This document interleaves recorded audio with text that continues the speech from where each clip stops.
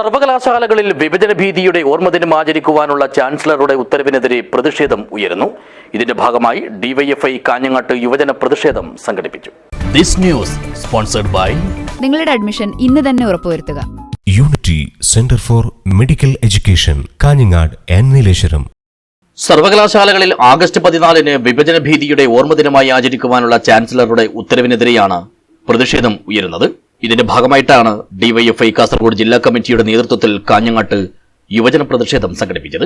കോട്ടച്ചേരി കുന്നുമ്മൽ കേന്ദ്രീകരിച്ച് ആരംഭിച്ച പ്രതിഷേധ പ്രകടനം പഴയ ബസ് സ്റ്റാൻഡ് പരിസരത്ത് സമാപിച്ചു.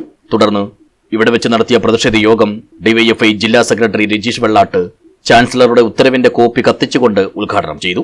തൃശ്ശൂരിലെ ജനങ്ങളല്ല, വോട്ടർ പട്ടികയാണ്, ഇലക്ഷൻ കമ്മീഷനാണ് ഈ കേരളത്തിൽ തൃശ്ശൂരിനെ വഞ്ചിച്ചതെന്ന വാർത്ത ഇപ്പോൾ പുറത്തു വന്നുകൊണ്ടിരിക്കുകയാണ്. ഇങ്ങനെ ജനാധിപത്യത്തെ അപമാനിക്കുന്നവർക്കെതിരായി, ഈ രാജ്യത്തിന്റെ ഫെഡറൽ തത്വത്തെയും ഈ രാജ്യത്തിന്റെ സ്വാതന്ത്ര്യത്തെയും ഇല്ലാതാക്കുന്നവർക്കെതിരായി ഏറ്റവും ശക്തമായ പോരാട്ടത്തിന് നമ്മൾ നേതൃത്വം കൊടുക്കേണ്ടതുണ്ട്. ആ പോരാട്ടത്തിന്റെ മുന്നണി പോരാളി എന്നത് ഇന്ത്യൻ ഇടതുപക്ഷമാണ്.